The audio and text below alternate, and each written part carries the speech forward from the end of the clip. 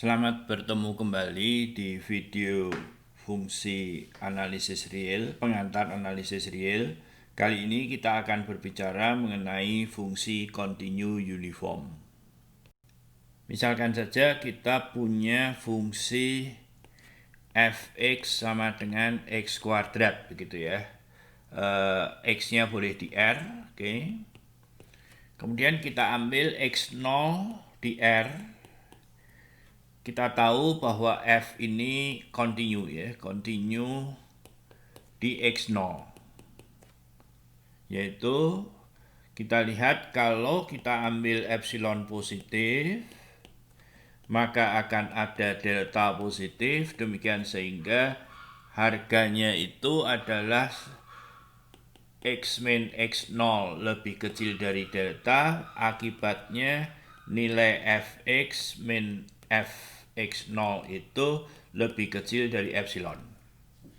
Nah, kalau kita perhatikan grafiknya, maka grafik dari x kuadrat itu kan bentuknya kurang lebih seperti ini ya. Jadi kalau x0 itu ada di sini, nilainya ini adalah fx0.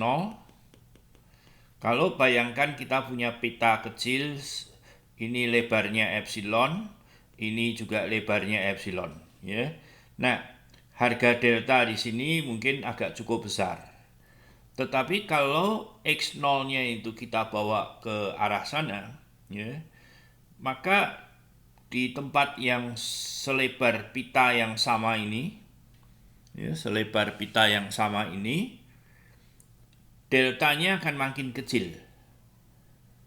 Makin ke sana makin kecil. Ya. Nah, jadi harga delta tersebut, harga delta atau nilai delta tersebut bergantung pada x0. Jadi ini yang kita sebut mungkin sebagai pendahuluan awal fungsi yang tidak continue uniform kalau ini kita lanjutkan. Nah, gagasannya kalau fungsi ini kita potong di sini ya, tentu saja ini juga harus dipotong di sini misalkan, maka walaupun delta ada yang kecil terus begini sampai di sini masih bisa ada yang delta tidak nol ya. Dan kita tahu kalau deltanya cukup kecil di sini tentu akan berlaku di sebelah sini. Ya. Nah, ini yang disebut sebagai fungsi yang continue uniform karena deltanya bisa diambil satu yang berlaku pada setiap katakanlah subhimpunan ini. Oke, kita definisikan secara formal. Misalkan A subset R dan F adalah fungsi dari A ke R ya.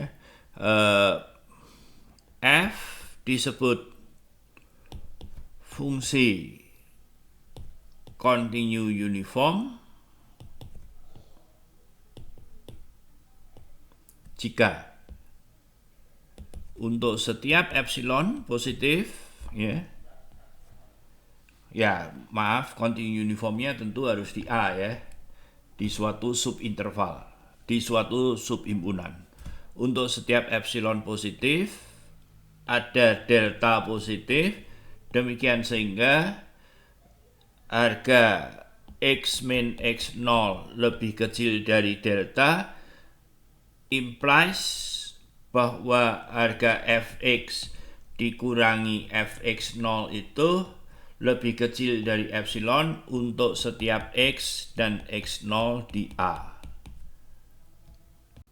Nah, tentu saja karena ini setiap ya, saya boleh menulis ini ada di daerah sini ya. Jadi untuk setiap x0 di mana berbedanya lebih kecil dari delta, nilai fungsinya itu akan lebih kecil dari epsilon. Jadi di sini perhatikan bahwa harga delta itu berlaku bagi seluruh subhimpunan A ya, tidak bergantung pada x0. Jadi pengambilan deltanya itu lebih dahulu kalau ditulisnya ya, lebih dahulu terhadap x0. Kalau fungsi yang kontinu biasa sebagai kontras ya, sebagai kontras f kontinu di x0 jika, definisi juga ya, ini jika dan jika untuk setiap epsilon positif ada delta. Nah, di sini harga delta ini bergantung pada x0 karena x0-nya sudah disebut terlebih dahulu ya. Harga delta bla bla bla bla bla yang sama persis dengan ini, tetapi yang perlu saya garis bawahi adalah harga delta ini bergantung kepada x0 yang sudah ditentukan. Jadi saya tulis kembali arti dari continue uniform pada subhimpunan A ya. Jika dan jika untuk setiap epsilon ada delta, demikian sehingga untuk setiap x0 ya, jadi x0-nya juga bergerak ya.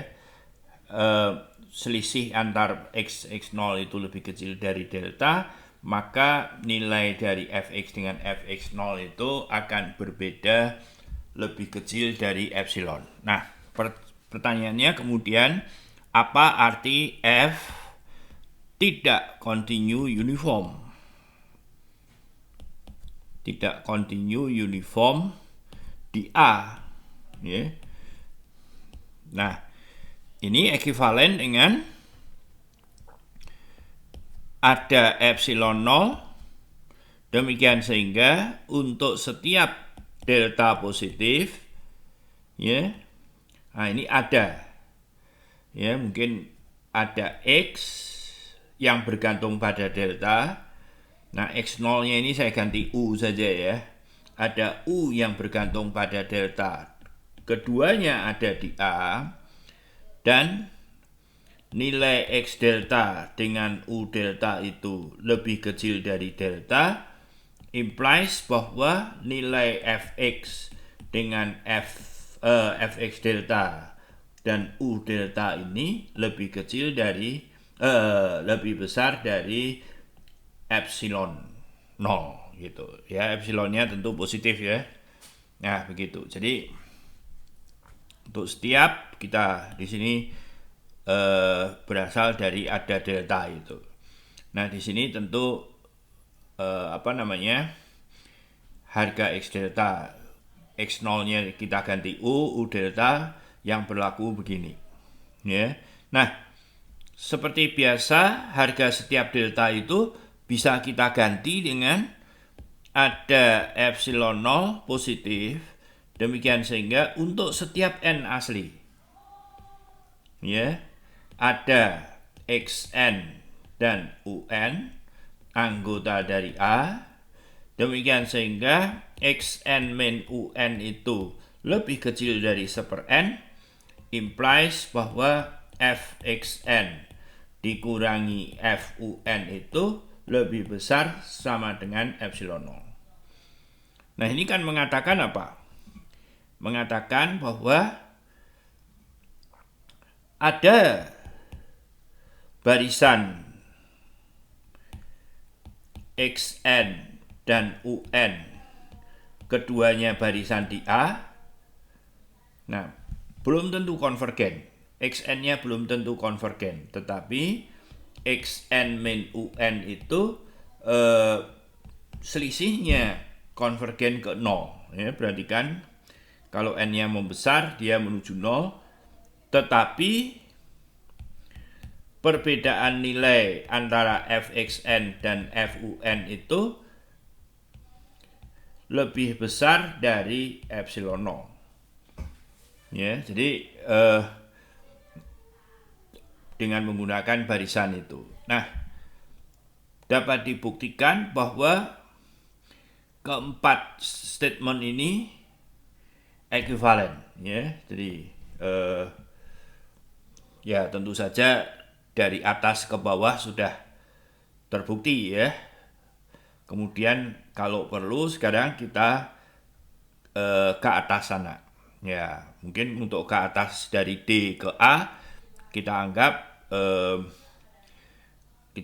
bahwa ini terjadi dan dia tidak continue uniform. Artinya untuk setiap epsilon ada delta begitu dilawan sehingga berlawanan sehingga ini ekuivalen.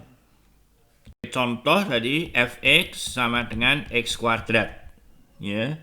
Katakanlah A-nya itu dari 0 sampai taingga, ya, yang menyebabkan dia tidak kontinu uniform ini tadi adalah batas taingganya di sana. Ya. Jadi saya harus mencari epsilon 0 berapa ini, ya, kita akan isi nanti. Saya harus mencari suatu barisan. Nah, tentu saja barisannya tidak perlu konvergen karena yang menyebabkan dia tidak kontinu uniform itu di jauh taingga, mungkin dugaan kita xn-nya juga menuju taingga ke sana. Nah, un-nya adalah yang sehingga xn min un itu menuju 0. Nah, dalam hal ini kita ambil saja berapa? N ditambah 1/n. Ya, nah kita lihat bahwa fxn dikurangi fun itu adalah apa?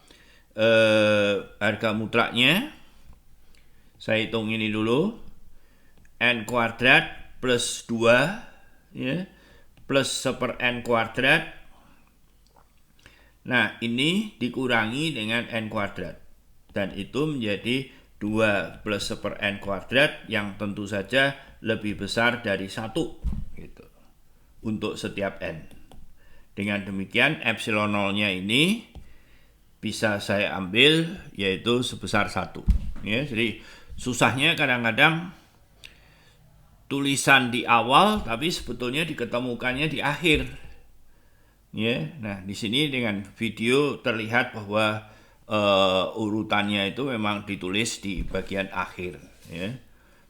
Begitu. Nah, tetapi kalau fx x kuadrat kemudian a-nya katakanlah 0 sampai 1000, kita tutup. Ini kontinu uniform, ya. Kita kontinu uniform. Jadi kita lihat bahwa fx min fu, kita hitung ini dulu ya. Nanti resminya saya kira tinggal ditulis. Sekarang sudah di bagian akhir, jadi saya kira detailnya Anda bisa melakukan. X kuadrat min u kuadrat sama dengan x plus u x min u. Nah, x dan u itu kan keduanya di sini. Tentu dia lebih kecil dari 2000 dibagi x min u kali x min u. Nah, cukup dengan mengambil ini epsilon, maka deltanya itu adalah epsilon per 2000. Ya, Anda tinggal menulis secara formal. Nah, teorema berikutnya itu adalah kalau I-nya tutup dan terbatas dan diketahui F-nya itu kontinu, maka dia kontinu uniform, ya. Tadi sebagai ilustrasi adalah X kuadrat tadi. Nah, kita lihat buktinya. Asumsikan, andaikan F tidak kontinu uniform. Nah, seperti tadi saja, artinya ada epsilon 0 positif dan barisan xn serta un, ya, xn un di xn min un-nya itu menuju 0, tetapi nilai fxn dikurangi fun itu lebih besar dari epsilon 0. Nah, sekarang kita gunakan bahwa I-nya tutup dan terbatas. Dengan menggunakan Bolzano-Weierstrass ada subbarisan, ya, dengan BW Bolzano-Weierstrass ada subbarisan XNK, demikian sehingga XNK itu konvergen ke X0 di I, ya, tutup dan terbatas. Nah, mudah dibuktikan bahwa UNK juga akan konvergen ke X0 di I. Nah, artinya apa ini? Artinya adalah nah, tetapi kita punya Fxnk-nya ini dengan Funk-nya juga lebih besar dari epsilon 0. Nah, kalau ini kita ambil limitnya, seharusnya dia menuju ke Fx0 dikurangi Fx0 yang katanya akan selalu lebih kecil, lebih besar dari epsilon 0 ya. Jadi kalau saya ambil limitnya, ini yang saya peroleh. Nah, ini kan 0. Tidak mungkin dia lebih besar dari epsilon 0. Oleh karena itu, pengandaiannya tidak benar. Jadi dia haruslah continue uniform. Jadi kalau tutup dan terbatas itu ya kurang lebih I-nya misalkan ini batasnya A begitu, ini B. Jadi dia begini ya, yang menyebabkan tidak continue uniform itu ini contoh fungsi yang tidak continue uniform nih. Ya, jadi di sana juga naik membesar tanpa batas. Nah, tentu saja itu tidak akan terjadi pada fungsi yang kontinu pada interval tutup. Nah, ada syarat cukup agar suatu fungsi itu kontinu, yaitu yang disebut sebagai teori fungsi Lipschitz ya. F dari A ke R disebut fungsi Lipschitz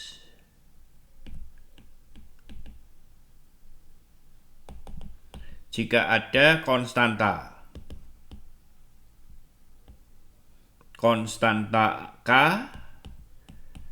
positif, demikian sehingga Fx min Fu itu lebih kecil dari, boleh sama dengan Kx min U.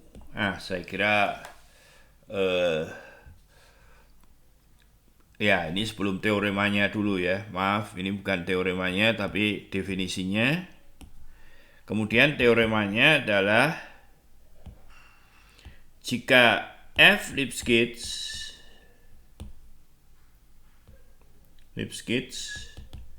maka F continue uniform.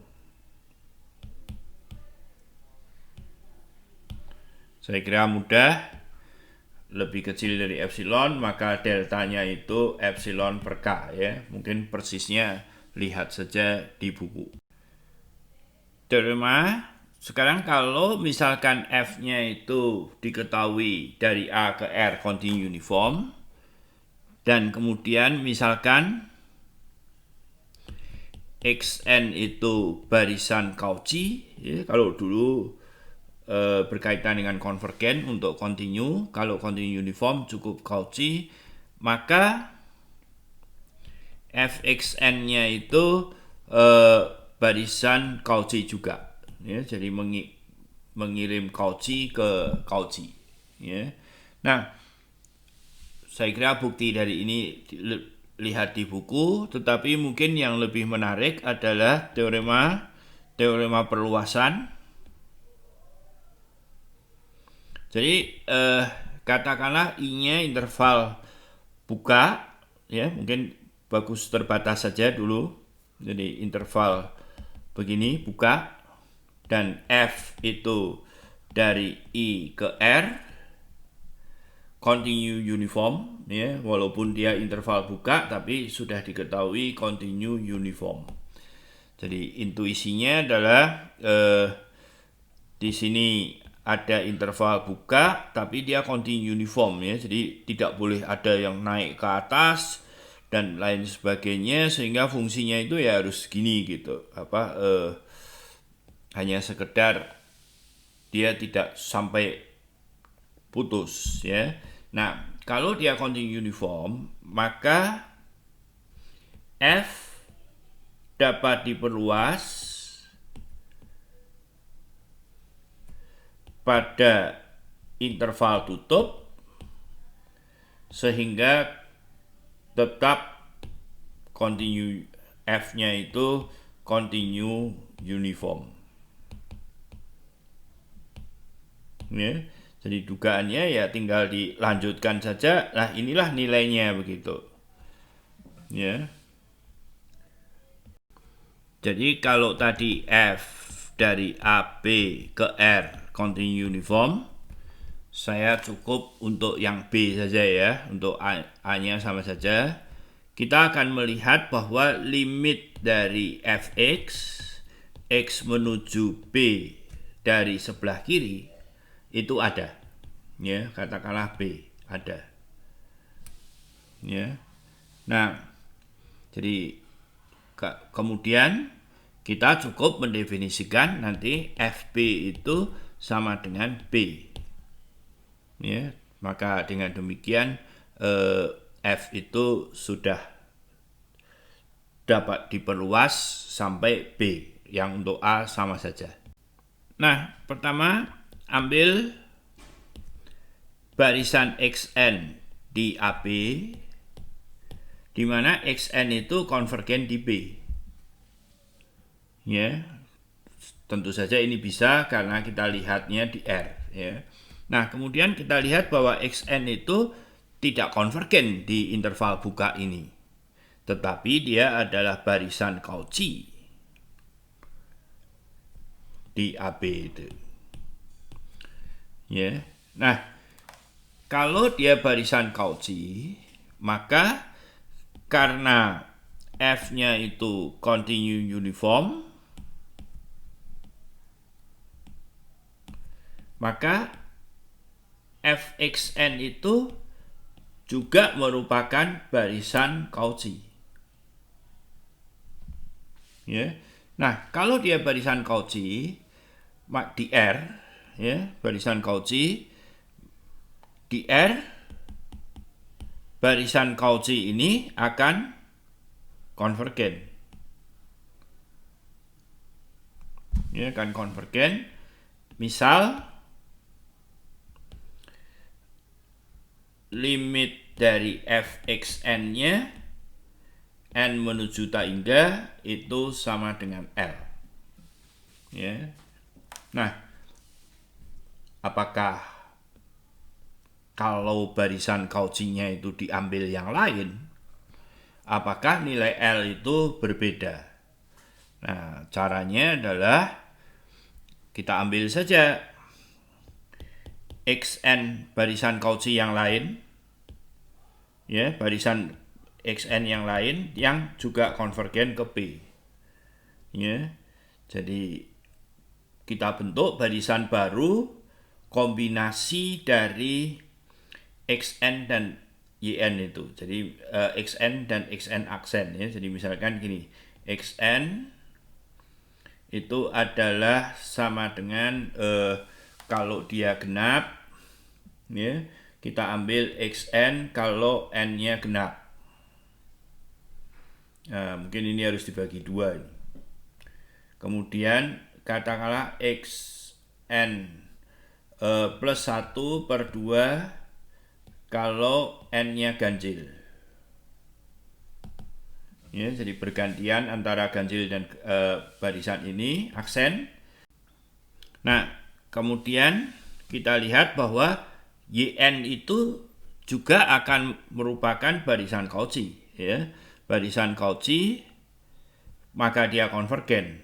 Nah, konvergennya kemana? Tetapi kita punya subbarisan dari FYN itu konvergen ke L. Ya, ini tidak bisa lari kemana-mana, dia harus konvergen juga ke L. Ya. Jadi artinya apapun barisan Cauchy yang saya ambil, dia harus konvergen ke L. Nah, dengan demikian artinya adalah limit dari Fxn N menuju tak hingga itu yang akan kita definisikan sebagai sama saja ya, karena barisannya nanti bisa diambil sembarang, limit dari Fx